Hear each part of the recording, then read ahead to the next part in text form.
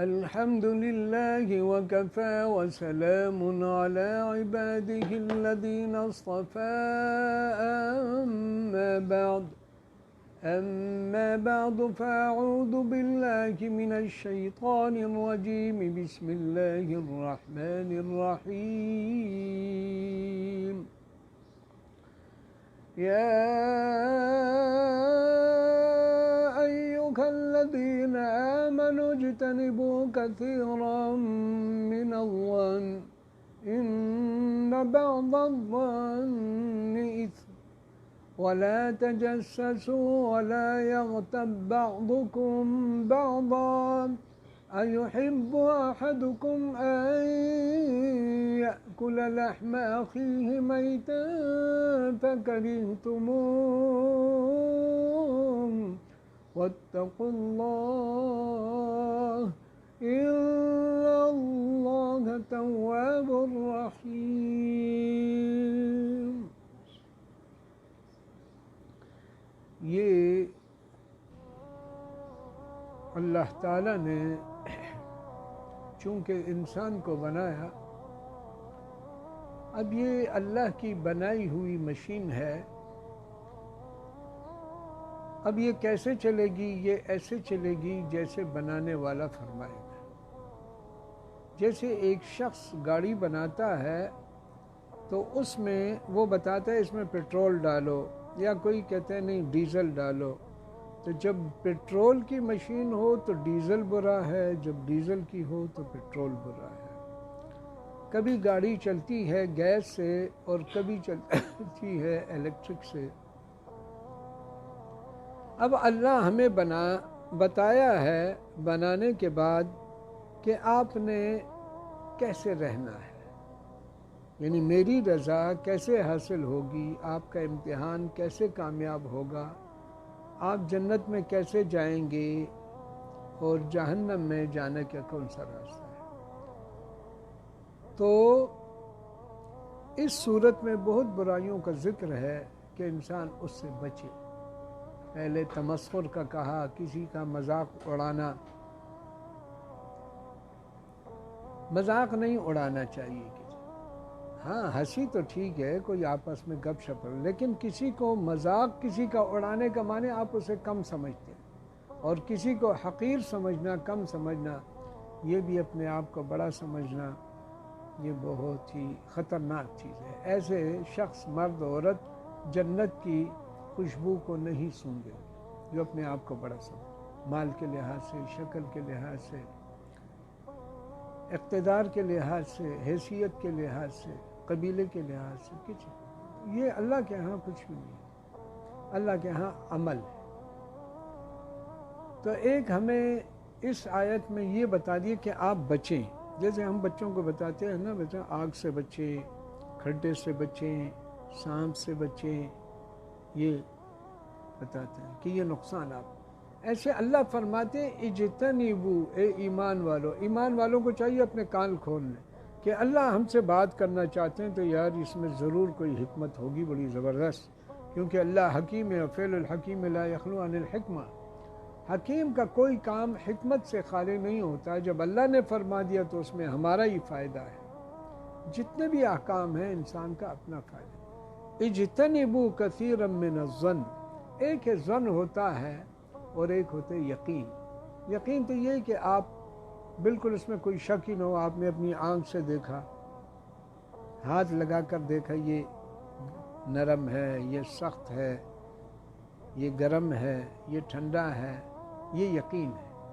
آنکھ سے دیکھ لیا تو یہ یقین ہے. شک وہاں پر ہوتا ہے جہاں یقین نہیں ہوتا.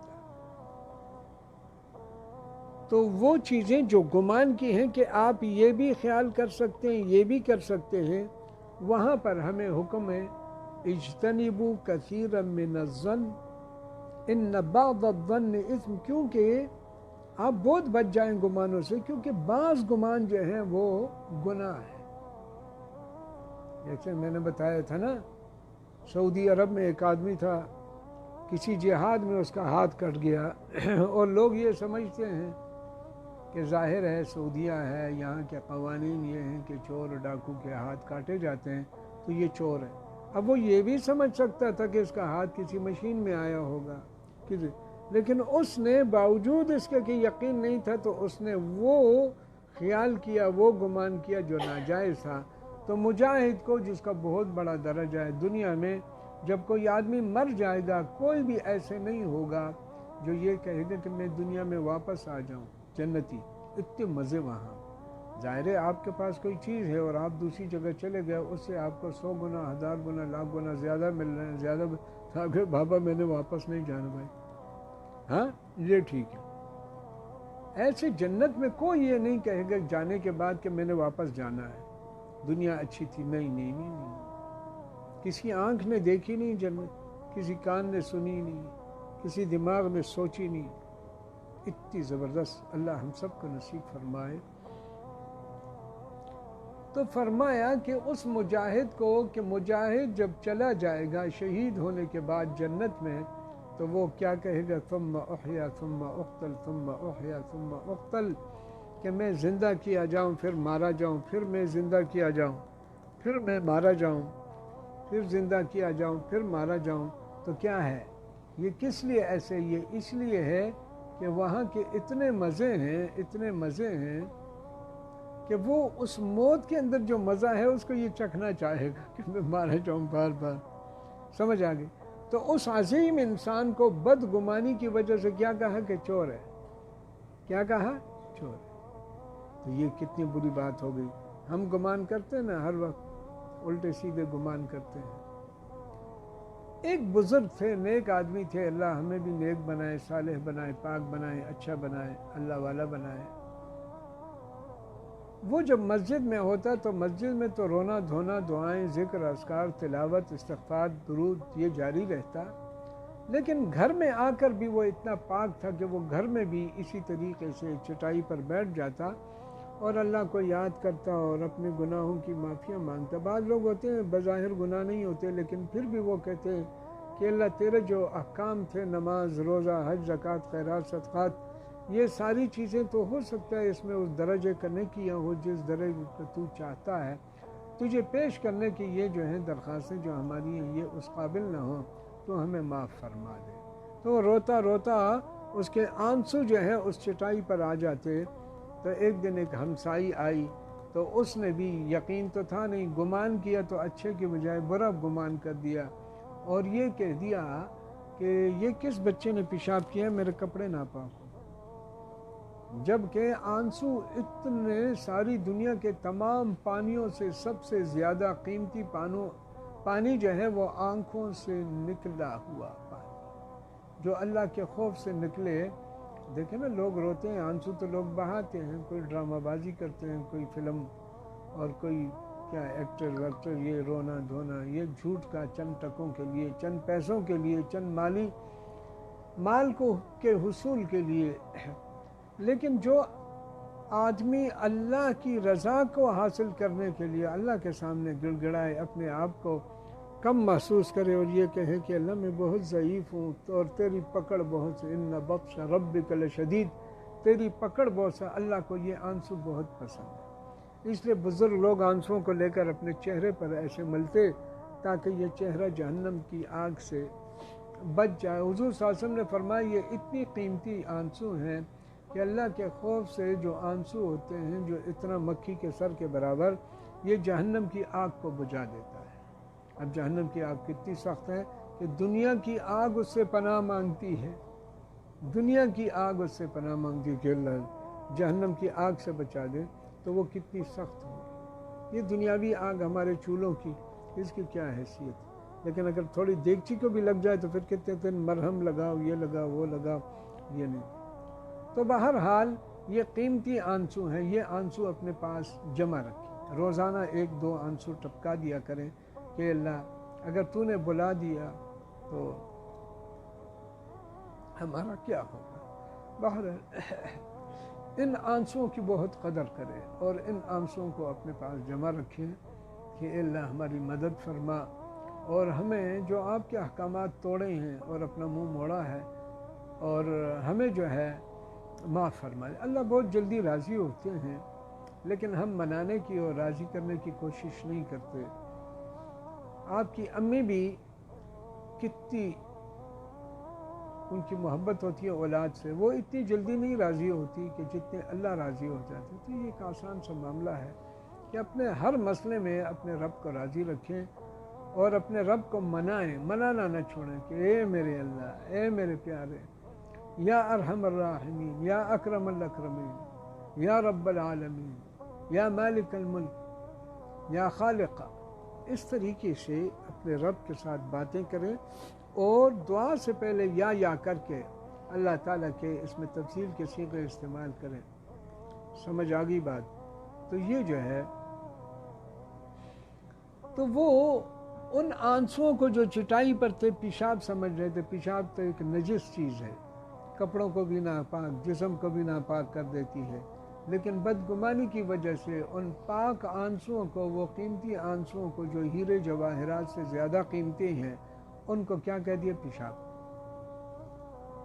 تو ہمیں چاہیے کہ ہمارے سامنے جب کوئی چیز آ جائے اس میں دو پہلو ہوں تو آدمی اپنے ایک اچھا پہلو جو ہے اس میں منتخب کرے تو بہت برائیوں سے آدمی بچ جاتا ہے. اگرچہ آپ نے اچھا پہلو لیا اور وہ الٹا تھا، دوسرا تھا، برا پہلو اس میں تھا، تو آپ نے جو ہے. اسی طریقے سے بدگمانی کا یہ ہوتا ہے کہ ایک علاقے میں ایسے ہوا کہ ایک فون جو ہے وہ آتا تھا کسی لڑکی کے پاس. ظاہر ہے بعض لوگ ان کے ذہن ٹھیک نہیں ہوتے تو وہ کہیں فون ملاتے ہیں، اگر لڑکی کا لگ گیا تو پھر اس کو بار بار اچھا تو یہ کون ہے، کہاں ہے، یہ کس کا نام، اس طرح فضول باتیں. تو آدمی کو جب پتہ چل جائے تو غلطی سے بھی ہو جاتا ہے کبھی، بس رکھ دیں.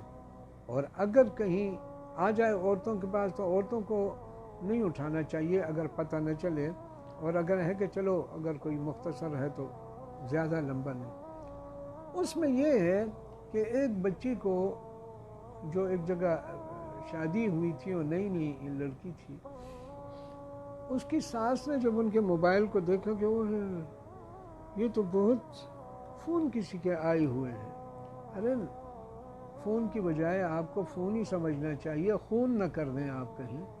اس نے جو ہے اپنے بیٹے سے کہا کہ آپ کی جو وائف یہ اچھی نہیں ہے، دیکھیں کتنے مردوں کے فون آئے. اتنی بے وقوف ہے، یہ نہیں دیکھتی کہ مرد نے فون کیا، اس نے تو نہیں کیا نا. اگر یہ خراب ہوتی تو اس نے کیے ہوتے. اصل میں وہ فون آ جاتا تو یہ کٹ کر دیتی، وہ فون آتا تو یہ کٹ کر دے. اب 100 فون آئے تو اس نے تو نہیں کیا نا، نہیں میں اٹینڈ کیا ہے. تو اس کو تو شاباش دینی چاہیے کہ یار یہ ایک اچھی لڑکی ہے، اچھی عورت ہے. آگے بات نہیں بڑھائی اور کوئی الٹی سیدھی بات نہیں کی. اس اچھائی کو، اس کی وجہ سے گھر برباد ہو گیا، بلکہ وہ لڑکی کو ان کے بھائیوں سے مروا دیا کہ یہ جو ہے یہ دیکھیں نا یہ فون آیا. اس بیوقوف کو چاہیے کہ یار آپ دیکھیں کہ کسی کا آیا ہے نا، اس نے کاٹا ہے، پھر آیا کاٹا، 100 نہیں 1 کروڑ آ جائے تو یہ تو اچھی ہو گئی نا. اس نے تو اٹھایا ہی نہیں، اس نے تو بات ہی نہیں کی ہے. یہ دیکھیں فون آئے ہیں تو کسی نے کیے ہیں نا، تو اس میں اس کو کیوں وہ کر رہے؟ اس نے تو کچھ نہیں کیا. اس نے ان کے بھائی سے کہا اور بھائیوں سے کہہ کر کہا کہ یہ آپ کی بہن. ان کو غیرت آ گئی، ہماری بہن ایسے گندی وندی ہے. انہوں نے جان سے مار دیا، جان سے مار. جب بعد میں تحقیق ہوئی کہ او ہو یہ تو اچھی سے اچھی بچی تھی. ایسے ایک دوسری بچی تھی، میں نے بتایا تھا کہ کسی وجہ سے بظاہر وہ ایسے لگ رہی تھی جیسے کہ اس کی کوئی پیٹ میں بچہ ہے یا کچھ ہے. اور جب ان سے ایسے کہہ دیا تو وہ رونے لگ گئی کہ میں نے کبھی کوئی گناہ نہیں کیا، اللہ کا کرم ہے، میں پاک صاف ہوں، میں اللہ سے ڈرنے والی ہوں، میں یہ گناہ نہیں کرتی اور نہ کروں گی، اللہ بچائے. تو یہ جو ہے اب شکر ہے کہ انہوں نے جلدی نہیں کی، ہوشیار لوگ تھے کہ انہوں نے فوراً اس کا ٹیسٹ ویسٹ کرایا تو ٹیسٹ میں آ گیا کہ اس کی جو ہے یہاں پر اندر بیماری کی وجہ سے رسولی ہے، رسولی، اور رسولی سے بھی ایسے بڑھ جاتا ہے. تو آپ دیکھیں اگر اس وقت وہ جیسے کہ پہلے مسئلے میں انہوں نے کی. جیسے ایک دوسرا واقعہ ہے، شاید یہ جو کوہاٹ سائٹ کا ہے، آپ لوگ جانتے ہوں گے جو پرانے ہیں کہ پہلے زمانے میں یہ موبائل یہ کہانیاں نہیں تھیں اور لوگ کیسٹ بھرتے تھے باتوں کے لیے. یہ پہلے جب ہم لوگ یہاں آئے نا شروع میں ایسے ہی کرتے تھے کہ اتنی آسانیاں نہیں تھی. موبائل میں باتیں بھر دی، بیٹا کیسے ہے، تعلیم کیسے ہے، کرایہ دیا نہیں دیا، فیسیں ہو گئی یا نہیں ہوگی، جو بیمار تھے ان کا کیسے دوائی آ گئی نہ آئے، ایسے باتیں لوگ کرتے تھے، ظاہر ہے اور کوئی ذریعہ نہیں تھا۔ اب جب وہاں سے ایک کیسٹ آ گئی عورت کی طرف سے، تو اس کے میاں نے جب سنا کہ یار یہ تو میری بیوی کی آواز ہے، یہ پیچھے اتنے زور زور سے مردوں کی آواز کہاں سے آ گئی، اس نے برا گمان کیا کہ شاید ہمارے گھر میں کوئی مرد، وہاں سے ٹکٹ لیا، کوئی پوچھو وہ چلے۔ بیوی نے خوشی ہو گئی، کپڑے استری کرے، اس کا ناڑا ڈالے، کبھی سے ڈانگ اس کو مار دیا اور وہ بیچاری گر گئی اور مر گئی۔ ہمسائے بھی جمع ہو گئے، لوگ بھی جمع ہو گئے، رشتہ دار، یہ کیا ہوا؟ تو اس نے کہا دیکھیں یہ کیسٹ میں کیا مردوں کی آواز، کہ بیوقوف ہم اس دن موجود تھے جس دن کیسٹ بن رہی تھی، باہر لوگ تھے، دیوار چھوٹی ہے اور ان کی زور زور سے آوازیں آ رہی، یہ اس میں آئی، بعض میں پچھتانے کا کیا ہے؟ کوئی سمجھ آ رہی ہے کہ جا رہی ہے؟ تو انسان کو چاہیے کہ وہ بدگمانی نہ کرے، اچھا گمان کرے کہ یہ ہوا ہوگا، اس طریقے سے ہوا ہوگا۔ یہ بعض لوگ کہتے ہیں وہ کون جا رہی ہے، وہ کہاں جا رہا ہے، بھائی اپنی بیوی ہے یا بیٹی ہے۔ اب یہ بھی ضروری ہے کہ رنگ ملے، کسی کا رنگ کیسے ہوگا، کسی کا رنگ کیسے ہوگا، وہ کہتے ہیں یار اس کا رنگ اور ہے، اس کا رنگ اور ہے۔ تھوڑی شادیاں رنگوں پہ ہوتی ہیں، رنگوں کی تھوڑی سی قسمت کی چیزیں، کسی کو کیسے بیوی ملی، کسی کو کیسے شوہر ملا، کوئی لمبا ہے، کوئی چکنا ہے، کوئی گورا ہے، کوئی کالا ہے، کوئی کیسے ہے، کوئی کیسے ہے، تو اس کا مطلب یہ ہے کہ یہ اور کوئی عورت ہے۔ کسی کے ٹھو میں نہ پھرو، اور نہ اگر خدا نخواستہ خدا نخواستہ خدا نخواستہ بھی کہیں کوئی ایسے برا کچھ ہوا ہے، اس کا ذکر نہ کرے۔ اس کا ذکر وہ شخص کرتا ہے جو برائیوں کو پسند کرتا ہے، وہ بری باتوں کو پھیلاتا ہے، بری باتوں کا ذکر کرتا ہے، فلانا برا فلانا برا فلانا۔ اور جو اچھے لوگ ہوتے ہیں وہ کہتے ہیں بھائی چھوڑو، یہ کہانی نہ کرو، ہو سکتا ہے ہم گناہگار ہو جائیں۔ کسی مجاہد کو چور و ڈاکو سمجھ لیں، سمجھ میں نہیں، کسی پاک آنسوں کو ہم پیشاب سمجھ لیں، کسی بے گناہ کو ہم بدکارہ سمجھ لیں۔ تو کبھی بھی ایسی بات نہ کرو کہ دوسروں کو شک میں ڈال کر کے۔ دوسرا بھی ہے، دیکھیں نا، اب کوئی جا رہا ہے، آپ کہتے ہیں میں نے دیکھا وہ ایک عورت کے ساتھ جا رہا ہے، یار وہ ہو سکتے ہیں اپنی بیوی کے ساتھ جا رہا، بیوی بھی عورت ہے، بہن بھی عورت ہے، بیٹی بھی عورت ہے۔ آپ ضرور وہ اس انداز سے بات کرتے ہیں کہ دوسرے کو ایک گناہگار بتا دے۔ وہ ایک لڑکی کے ساتھ جا رہا ہے، لڑکی بیٹی ہو سکتی ہے، بہن ہو سکتی ہے، کوئی شاگردہ ہو سکتی ہے۔ کبھی یہاں آپ نے کئی دفعہ دیکھا ہوگا کوئی بے ہوش ہو گیا، کوئی کیا ہو گیا، تو استاذ لے جا رہا ہے، کبھی وائف کو بٹھا کر، کبھی وائف تو لائف ہوتی ہے، آج تو وائی فائی وہ ہو گیا۔ تو بہرحال بات یہ ہے کہ شک والی باتیں نہ کریں کہ قصداً دوسرے کو آپ جو ہیں وہ شک میں ڈالیں۔ اس دن کل میرے پاس ایک آدمی آیا، یہ سنے شک کی بات، وہ نہیں چاہ رہا تھا کہ وہ فلانا آدمی جو ہے ان کو پتہ چل جائے، کیونکہ وہ ان سے پھر علاج شروع کر دیں گے۔ سمجھ میں نہیں آئی؟ تو کوئی آدمی ان کے بارے میں پوچھ رہا تھا کہ وہ فلانے حکیم صاحب کہاں ہیں، تو وہ آئے تھے، سلانہ بھی میں تھے، لیکن انہوں نے کہا کہ وہ اس کا کوئی پتہ نہیں چلتا، کرونا بھی ہے نا، کہیں مر گیا۔ اب 2 منٹ کے بعد وہ دکان کے اندر آ گیا جو آدمی مرا ہوا تھا۔ کوئی سمجھ آ رہی ہے؟ تو یہ جو ہے اس طریقے سے غلط فہمی نہ پھیلایا کر کے ایسے بات کر دے کہ دوسرا ان کی عزت کے بجائے سمجھے کہ پتہ نہیں یہ کیا ہو گیا۔ لیکن آپ کسی کے لڑکیوں کے درمیان جا رہا تھا، تو یہ ایسے کہیں وہ بیٹیوں کے درمیان جا رہا یا شاگردوں کے درمیان، آپ نے پوری بات واضح نہیں کی اور ایسے لفظ کہہ دیے کہ دوسرے کو شک ہو گیا ہے، یہ کیا ہو؟ سمجھ آ گئی؟ تو بہرحال اسلام کی جو تعلیمات ہے وہ عظیم تعلیمات ہیں۔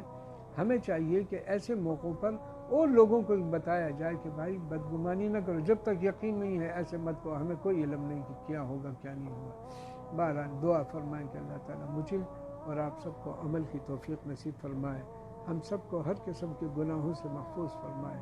وصلی اللہ تعالیٰ علی خیر خلق محمد وآلہ وصحبہ۔